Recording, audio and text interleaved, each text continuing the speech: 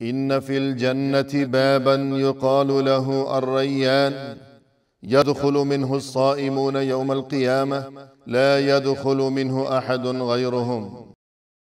بسم الله الرحمن الرحيم. الحمد لله والصلاة والسلام على رسول الله وعلى آله وأصحابه أجمعين، أما بعد. ناظرین کرام، السلام علیکم ورحمۃ اللہ وبرکاتہ۔ روزہ جنت کا دروازہ، اس عنوان سے آج کی اس ملاقات میں ہم آپ کی خدمت میں حاضر ہیں۔ رحمتوں اور برکتوں سے بھرپور یہ ماہ رمضان، اس مبارک مہینے کے دوران جو مخصوص عبادات ہوا کرتی ہیں، جو کہ دراصل اللہ سبحانہ و تعالی کی طرف سے اہل ایمان کے لیے یہ مہینہ اور اس مہینے کے دوران انجام دی جانے والی عبادات، یہ سبھی کچھ اللہ کی طرف سے اہل ایمان کے لیے بہت بڑی نعمت ہے اور خاص لطف و عنایت کا سلسلہ ہے۔ اس مہینے کے دوران سب سے اہم ترین عبادت جو انجام دی جاتی ہے وہ ہے صوم، یعنی روزہ۔ روزے کی اہمیت و فضیلت اس بات سے واضح و ثابت ہوتی ہے کہ رسول اللہ صلی اللہ علیہ وسلم نے ایک موقع پر روزے داروں کو عظیم ترین خوشخبری سے نوازتے ہوئے یوں ارشاد فرمایا کہ ان فی الجنت بابا یقال له الریان، جنت کے دروازوں میں سے ایک خاص دروازہ ہے کہ جس کا نام ہے الریان، یدخل منہ الصائمون یوم القیامہ،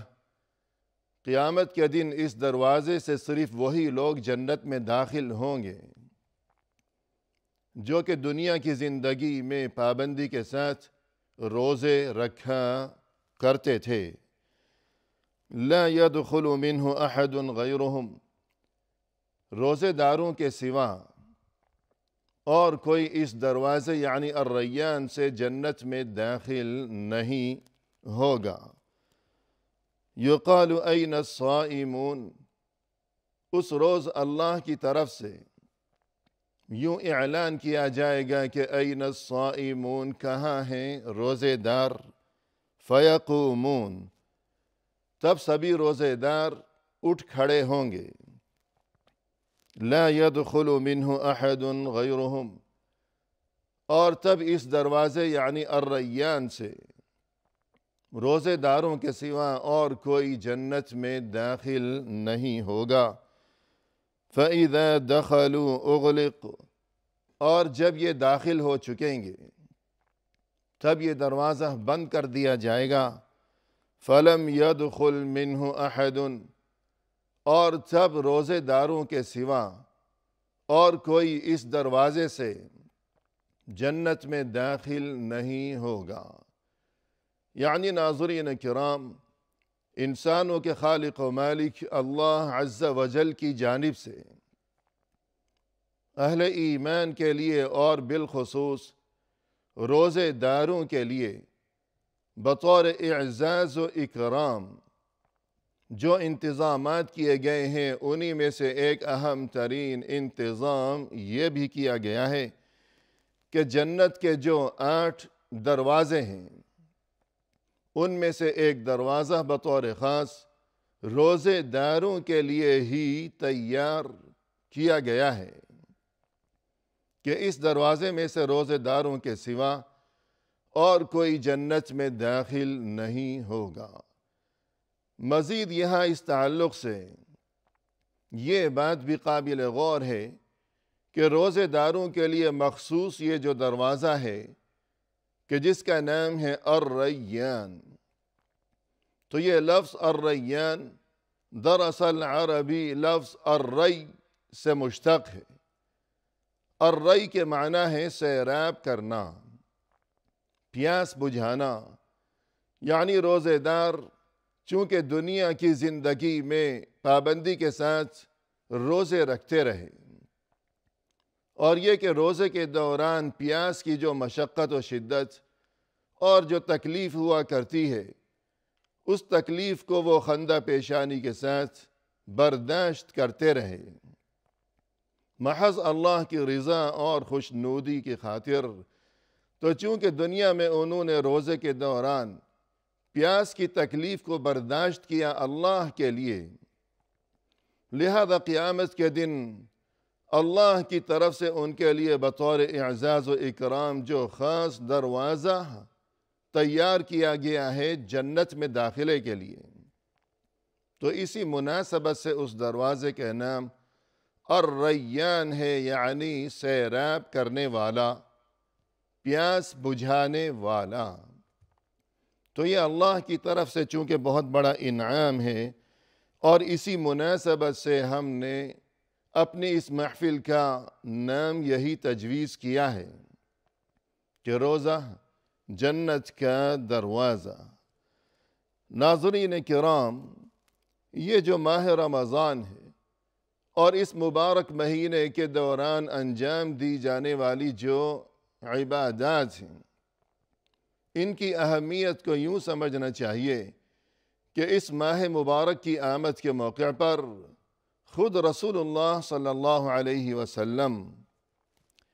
اپنے صحابہ کرام کو خوشخبری دیتے ہوئے یوں ارشاد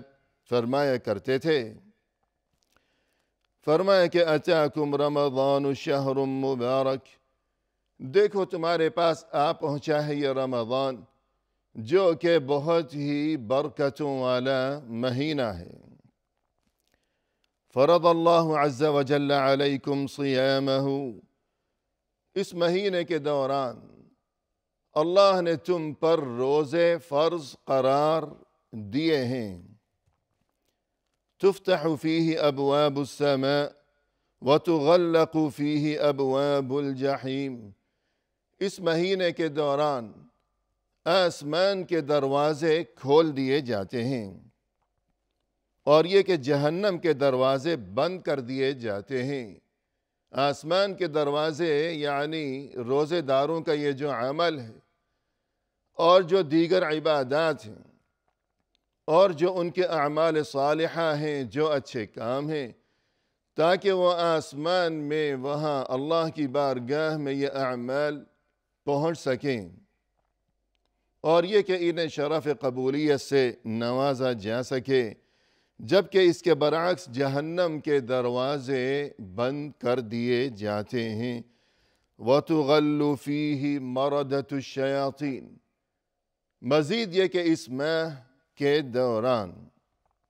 جو سرکش قسم کے شیطان ہیں انہیں قید کر دیا جاتا ہے، پابند کر دیا جاتا ہے۔ لِلَّهِ فِيهِ لَيْلَةٌ خَيْرٌ مِّنْ أَلْفِ شَهْرٍ، اس مبارک مہینے کے دوران ایک رات ایسی ہے کہ جو 1000 مہینوں سے بہتر ہے، یعنی اس ایک رات میں جو کوئی اللہ کی عبادت انجام دے گا تو اس کے لیے جو اجر و ثواب ہے وہ اگر کوئی 1000 مہینوں تک مسلسل عبادت میں مشغول رہے تو اس کے اجر و ثواب سے بھی بڑھ کر ہے، وہ اجر و ثواب جو کہ فقط اس ایک رات یعنی شب قدر میں عمل صالح انجام دینے والے کے لیے ہے۔ من حرم خیرہا فقد حرم، جو کوئی اس رات کی برکتوں اور رحمتوں سے محروم رہا تو حقیقی محروم تو بس وہی ہے۔ یعنی یہ جو اہم ترین رات ہے، اس رات کی برکتوں سے اور رحمتوں سے جو کوئی محروم رہ گیا تو اصل اور حقیقی محروم اور حقیقی بد نصیب وہی ہے۔ اسی طرح اس رات کے بارے میں قرآن کریم میں ارشاد ربانی ہوا، فرمائے کہ اِنَّا أَنزَلْنَاهُ فِي لَيْلَةِ الْقَدْرِ وَمَا أَدْرَاكَ مَا لَيْلَةُ الْقَدْرِ لَيْلَةُ الْقَدْرِ خَيْرٌ مِّنْ أَلْفِ شَهْرٍ ہم نے اس قرآن کو نازل کیا ہے لیلۃ القدر میں، تم کیا جانو کہ یہ لیلۃ القدر کیا چیز ہے؟ یہ لیلۃ القدر یہ تو 1000 مہینوں سے بہتر ہے، یعنی 1000 مہینے مسلسل، جو کہ تقریباً 83 سال بنتے ہیں، 83 سال مسلسل بغیر رکے ہوئے اور بغیر کسی توقف کے اگر کوئی انسان اللہ کی عبادت میں مشغول رہے تو اس کے لیے جو اجر و ثواب ہوگا اس سے بھی بڑھ کر وہ اجر و ثواب ہے کہ انسان اگر اس ایک رات میں اللہ کی عبادت کر لے۔ اور یہ رات بھی چونکہ اسی ماہ مبارک کے دوران ہے، لہذا اس سے اس ماہ رمضان کی فضیلت و اہمیت اور اس کے مقام و مرتبے کو خوب سمجھ لینا چاہیے۔ تو یہ ماہ مبارک جب اس کی فضیلتوں اور اس کی عظمتوں کی یہ صورتحال ہے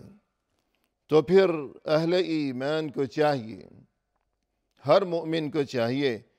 کہ وہ اس موقع کو ضائع کرنے کی بجائے اور خواب غفلت کا شکار رہنے کی بجائے اس قیمتی ترین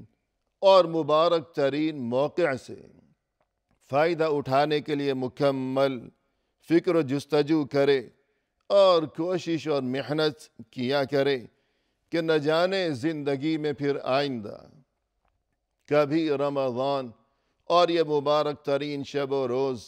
اور یہ لمحات نصیب ہو سکیں، یا اللہ جانے کہ کیا معاملہ ہو جائے گا۔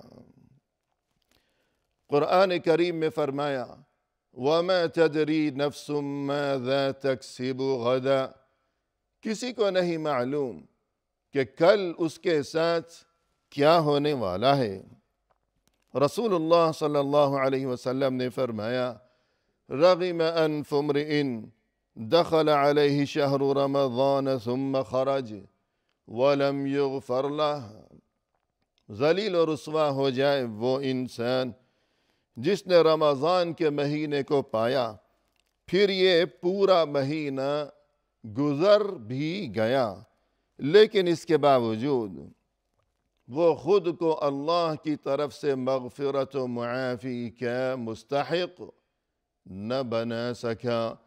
تو ہمیں اپنا جائزہ لینا چاہیے اور اپنے عمل اور رویے کو ٹٹولنا چاہیے کہ ایسا نہ ہو کہ خدا نخواستہ ہمارے ساتھ یہ صورتحال نہ ہو جائے کہ رمضان کا مہینہ آیا بھی اور یہ کہ مکمل گزر بھی جائے اور ہم خود کو اللہ کی طرف سے مغفرت کے حقدار اور جنت کے حقدار اور جہنم کی آگ سے نجات کے حقدار بنانے سے کہیں محروم ہی نہ رہ جائیں۔ قرآن کریم میں فرمایا کہ شہر رمضان الذي انزل فيه القرآن هدى للناس وبينات من الهدى والفرقان، کہ یہ جو رمضان کا مہینہ ہے یہ تو اس قدر اہم اور اس قدر عظیم ترین مہینہ ہے کہ اس مہینے کے دوران قرآن نازل کیا گیا، وہ قرآن جو کہ لوگوں کے لیے ہدایت کا ذریعہ ہے، اور وہ قرآن کہ جس میں اللہ کی طرف سے صاف صاف اور واضح آیتیں ہیں، اور وہ قرآن جو کہ فرقان ہے، یعنی جو کہ اللہ کی طرف سے ہمیشہ کے لیے حق و باطل، درست اور غلط، اور یہ کہ خیر اور شر کے درمیان فرق اور تمیز کر دینے والی کتاب ہے۔ رسول اللہ صلی اللہ علیہ وسلم نے ارشاد فرمایا الصلوات الخمس والجمعة إلى الجمعة ورمضان إلى رمضان مکفرات لما بینہن اذا اجتنب الکبائر، کہ دیکھو یہ جو 5 نمازیں ہیں روزانہ اور اسی طرح ایک جمعے سے دوسرے جمعے تک پھر مزید یہ کہ ایک رمضان سے آئندہ رمضان تک یہ تمام چیزیں ان کے درمیان کے عرصے میں اگر انسان سے کوئی گناہ سرزد ہو گیا ہو تو یہ چیزیں ان گناہوں کے لیے معافی کا سبب بن جایا کرتی ہیں، بشرطے کہ انسان بڑے گناہوں سے کہ جو گناہ کبیرہ ہیں ان سے بچنے کا اہتمام و التزام کرتا رہے۔ یعنی ایک انسان نے اگر نماز پڑھی ہے پھر اس سے کوئی گناہ سرزد ہو گیا تو اب دوبارہ جب نماز کا وقت آیا اور اس نے نماز پھر پڑھی ہے تو یہ گناہ جو کہ دو نمازوں کے درمیان اس سے سرزد ہو گیا ہے تو یہ گناہ ان دونوں نمازوں کی برکت سے معاف کر دیا جائے گا۔ اور اگر ایسا گناہ ہے کہ جو نماز کے باوجود معاف نہیں ہو سکا کہ کچھ اونچے درجے کا کوئی ذرا نسبتاً بڑا گناہ ہے تو ایک جمعے کی نماز اس نے پڑھی ہے پھر دوسرے جمعے کی نماز بھی اس نے پڑھی ہے تو یوں دو جمعوں کے درمیان ایسے گناہ اگر اس سے سرزد ہو گئے ہوں کہ جو پانچوں نمازوں کی بدولت بھی جن کا صفایا نہ ہو سکا ہو تو اب ایک جمعے سے دوسرے جمعے کے درمیان چونکہ اس نے دونوں جمعے پڑھے ہیں اور نماز ادا کی ہے جمعے کے دن تو جو گناہ ہو گئے ہوں تو وہ معاف ہو جائیں گے۔ اور اگر اس سے بھی کچھ بڑے درجے کے گناہ اس سے سرزد ہو گئے ہوں کہ پانچوں نمازیں بھی پڑھیں پھر بھی وہ معاف نہیں ہو سکا کوئی گناہ اور ایک جمعہ پھر دوسرا جمعہ بھی پڑھا، یوں سال بھر کتنے ہی جمعے وہ پڑھتا رہا لیکن وہ گناہ کچھ مزید بڑا ہے اور وہ معاف نہ ہو سکا تو اب ایک رمضان کے روزے اس نے گزشتہ سال رکھے تھے اور اب دوبارہ اس نے اس سال رمضان کے اگر روزے رکھے ہوں تو اس قسم کے تمام گناہ جو کہ معاف نہیں ہو سکے نہ نمازوں کے ذریعے نہ جمعے کی نمازوں کے ذریعے تو اب رمضان کے روزوں کی برکت سے اس قسم کے تمام گناہوں سے انسان کو پاک اور صاف کر دیا جائے گا۔ اسی کے ساتھ ناظرین کرام ہم آپ سے اجازت کے طلبگار ہیں، فی امان اللہ، وآخر دعوانا ان الحمد للہ رب العالمین۔